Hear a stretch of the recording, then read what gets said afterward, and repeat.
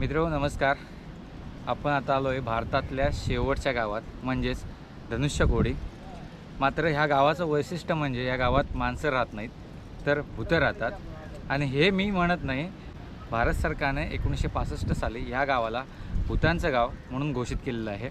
यामागची story अशी आहे मित्रांनो, 22 डिसेंबर 1965 साली श्रीलंकेमध्ये दिवसाचं एक मोठं चक्रीवादळ आलं होतं आणि इथून श्रीलंका फक्त 15 ते 20 किलोमीटर आहे.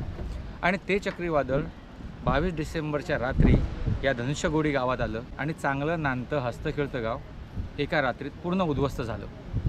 या गावाच्या दोन्ही बाजूला 2 समुद्र आहेत. माझ्या डाव्या बाजूला बघाल तर या ठिकाणी हिंद महासागर आहे आणि ह्या गावाच्या दुसऱ्या बाजूला आहे बंगालचा उपसागर. या 2 समुद्राच्या मध्ये हे गाव असल्यामुळं या चक्रीवादळाचा फटका या गावाला दोन्ही बाजूने बसला आणि संपूर्ण गाव, त्या गावातल्या शाळा, कॉलेजेस, चर्च, दवाखाने, घरं सगळी पाण्याखाली गेली.